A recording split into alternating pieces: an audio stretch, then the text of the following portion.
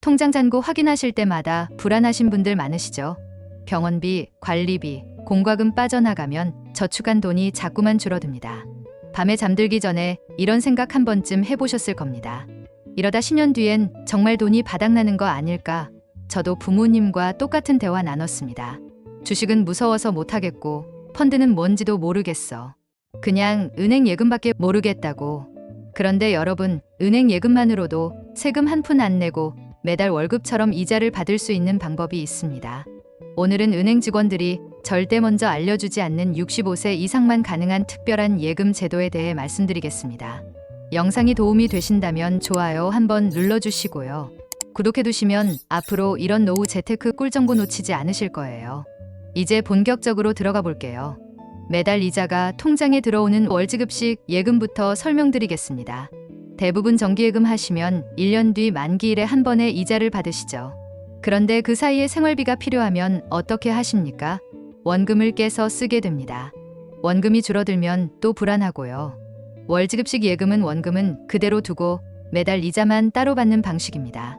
예를 들어 4천만 원을 연 3.5% 금리 정기예금에 넣으셨다고 칩시다. 월지급식으로 선택하시면 매달 약 11만 6천 원씩 이자가 자동으로 입금됩니다. 1년이면 약 140만 원입니다. 원금 4천만 원은 전혀 건드리지 않고 말이죠. 요즘 시중은행들이 이런 상품을 운영하고 있습니다. 하나은행 정기예금이나 KB국민은행 정기예금 같은 곳에서 가입할 때 이자 지급 방식을 선택할 수 있어요. 만기일 시지급식 대신 월지급식을 선택하시면 됩니다. 단, 모든 예금이 다 월지급 옵션을 제공하는 건 아닙니다. 그래서 은행 가시면 꼭 물어보셔야 합니다. 이 상품 월지급식으로 이자 받을 수 있나요? 이 한마디면 됩니다. 국민연금 받으시죠? 기초연금 받으시는 분도 계시고요. 거기에 이 예금 이자까지 더해지면 사실상 두 번째 월급이 생기는 겁니다. 매달 11만 원이라도 꾸준히 들어오면 약값 사고, 손주 용돈 주고, 친구들과 밥 한 끼 사 먹는데 큰 도움이 됩니다. 더 중요한 건 심리적 안정감입니다. 내 돈 줄어들지 않는다는 게 얼마나 중요한지 아시잖아요. 여러분은 어떤 방식이 더 마음에 드세요? 매달 이자를 받는 월지급식 예금, 아니면 세금 한 푼도 안 내는 비과세 종합저축? 댓글에 여러분 의견 한 줄 남겨주세요. 여러분의 댓글이 큰 도움이 됩니다. 세금 한 푼도 안 내는 비과세 종합저축. 이제 정말 중요한 얘기 들어갑니다. 여러분, 예금 이자 받으시면 세금 떼이는 거 아시죠? 이자소득세라고 해서 이자의 15.4%를 나라에 내야 합니다. 정확하게는 소득세 14%와 지방소득세 1.4%입니다. 100만 원 이자 받으면 15만 4천 원 세금으로 나가는 거예요. 그런데 65세 이상이신 분들은 이 세금을 한 푼도 안 내는 방법이 있습니다. 바로 비과세 종합저축이라는 제도입니다. 2015년부터 시행된 제도인데 많은 분들이 모르고 계십니다. 실제로 65세 이상 예금 보유자 중 절반도 안 되는 분들만 이 제도를 활용하고 계세요. 나머지는 그냥 세금 내면서 예금하고 계신 겁니다. 비과세 종합저축의 조건을 정확히 말씀드릴게요. 첫째, 만 65세 이상이어야 합니다. 생일 지나서 65세 되신 그날부터 가능합니다. 장애인이나 국가유공자, 기초생활수급자는 나이 관계없이 가능합니다. 둘째, 전 금융기관 합쳐서 5천만 원까지만 가능합니다. 예를 들어 국민은행에 3천만 원, 하나은행에 2천만 원 이렇게 넣으면 합쳐서 5천만 원이니까 전부 비과세 혜택 받습니다. 셋째, 직전 3년간 금융소득이 연 2천만 원을 넘은 적이 있으면 안 됩니다. 금융소득종합과세 대상자는 가입이 불가능해요. 넷째, 2025년 12월 31일까지만 신규 가입이 가능합니다. 정부가 일몰제로 운영하고 있거든요. 그 뒤에 연장될지는 아직 모릅니다. 하지만 일단 가입하시면 만기까지는 비과세 혜택이 유지됩니다. 실제로 얼마나 차이 나는지 계산해 볼까요? 5천만 원을 연 3.5% 금리로 1년 동안 예금했다고 칩시다. 이자는 175만 원 나오죠. 비과세 종합저축 안 하면 여기서 세금 27만 원 나갑니다. 그럼 손에 쥐는 건 148만 원. 근데 비과세 종합저축하면 175만 원 그대로 받습니다. 1년에 27만 원 차이, 10년이면 270만 원입니다. 부부가 다 65세 넘으셨으면 각자 5천만 원씩 비과세 가능합니다. 총 1억 원이에요. 아내 명의로 5천만 원, 남편 명의로 5천만 원 이렇게 나눠서 넣으면 전부 세금 안 냅니다. 1억 원을 3.5% 금리로 넣으면 1년 이자가 350만 원인데 비과세면 그대로 받고 일반 과세면 54만 원 떼인다는 뜻입니다. 은행이 먼저 알려주지 않는 이유. 그런데 문제가 뭐냐? 은행에서 이걸 먼저 안 알려줘요. 제가 직접 여러 은행 지점을 방문해서 확인해 봤습니다. 65세 이상 고객이 예금 가입하러 왔을 때 은행 직원이 먼저 비과세 종합저축 하시겠어요? 물어보는 경우가 정말 드뭅니다. 왜 그럴까요? 은행 입장에서는 세금 떼는 게 본인들 일이 아니거든요. 국세청이 가져가는 건데 은행은 그냥 중간에서 떼서 넘겨주기만 하면 되니까 굳이 말 안 합니다. 고객 한 명 한 명한테 일일이 설명하는 것도 번거롭고요. 그러니까 은행 가시면 여러분이 직접 말씀하셔야 합니다. 저 65세인데요. 비과세 종합저축 신청하고 싶습니다. 이 한마디면 됩니다. 그럼 직원이 신청서 가져다 줍니다. 주민등록증하고 도장만 있으면 바로 됩니다. 5분도 안 걸려요. 근데 이 5분을 안 하면 10년 동안 수백만 원을 더 내는 겁니다. 2025년 9월부터 달라진 예금자 보호제도. 혹시 은행이 망하면 내 돈은 어떻게 되나요? 이런 걱정 해보셨죠? 예금자 보호제도라는 게 있습니다. 2025년 9월 1일부터 큰 변화가 있었습니다. 예전에는 한 은행당 5천만 원까지만 보호해줬는데 2025년 9월 1일부터 1억 원으로 올랐습니다. 금융위원회에서 7월 22일 공식 발표했고 9월 1일부터 시행됐어요. 2001년 이후 24년 만에 보호 한도가 2배로 늘어난 겁니다. 이게 무슨 뜻이냐면 만약 어떤 은행이 정말 망한다고 칩시다. 그럼 그 은행에 예금해 놓은 돈 중에서 원금과 이자를 합쳐 1억 원까지는 예금보험공사가 100% 보장해준다는 겁니다. 예를 들어 여러분이 1억 5천만 원 갖고 계시면 어떻게 해야 하느냐.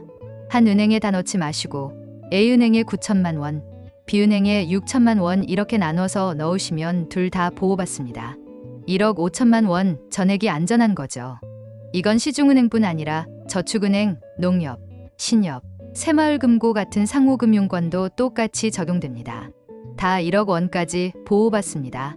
그러니까 예금자 보호 걱정은 하지 않으셔도 됩니다. 단, 한 금융기관당 1억 원이라는 거 꼭 기억하세요. 꼭 피해야 할 3가지 실수. 첫 번째, 중도해지 절대 하시면 안 됩니다. 예금이라는 게 만기까지 넣어놔야 약속한 금리를 주는 겁니다. 중간에 깨면 금리가 확 떨어져요. 예를 들어 1년짜리 예금을 연 3.5%로 가입했는데 6개월 만에 깨면 금리가 1.5%도 안 되는 경우가 많습니다.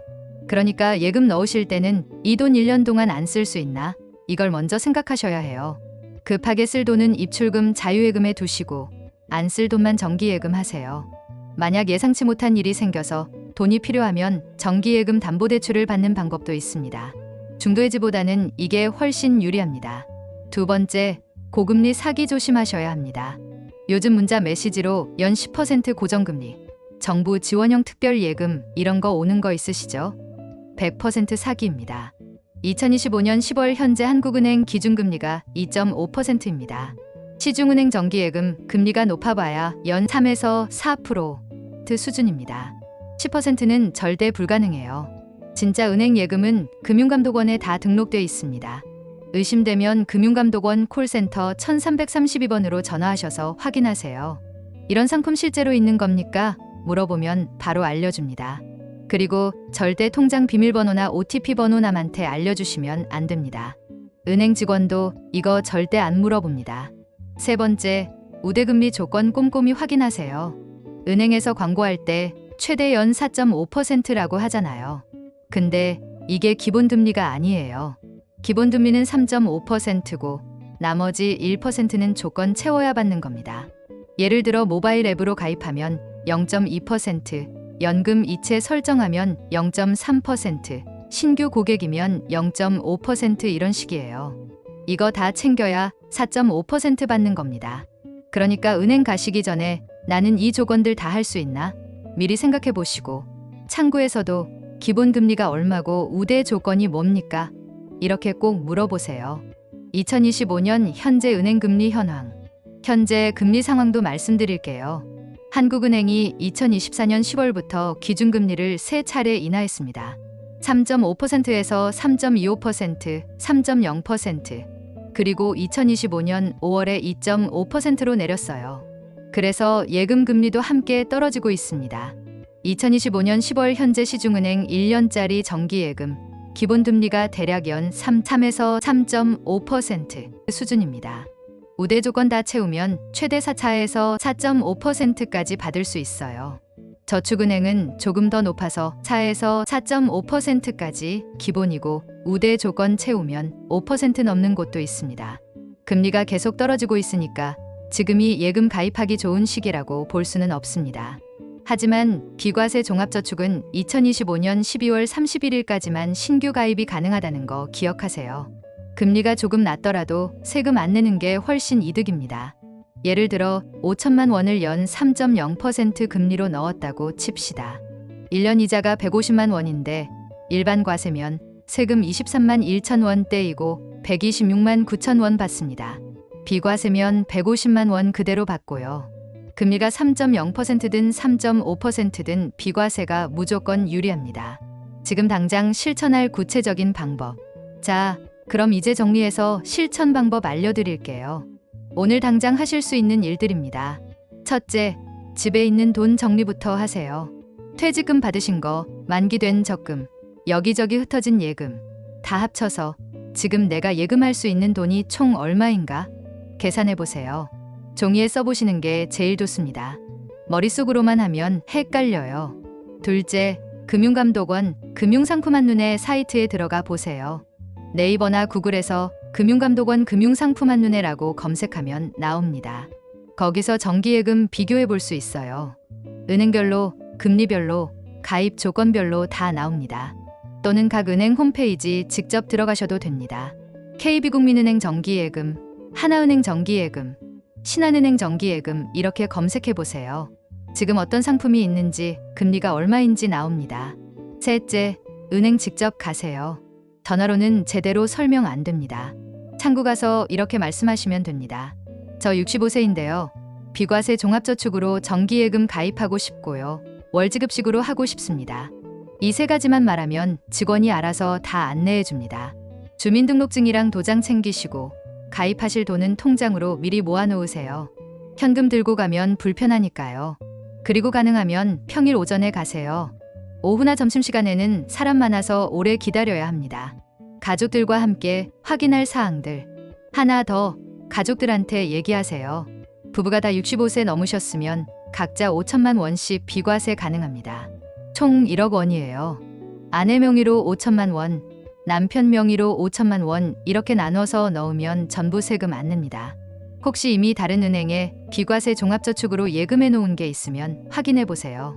전 금융기관 합산 5천만 원이니까 이미 어딘가에 3천만 원 비과세 예금이 있으면 추가로 2천만 원만 더 할 수 있습니다. 확인하는 방법은 두 가지입니다.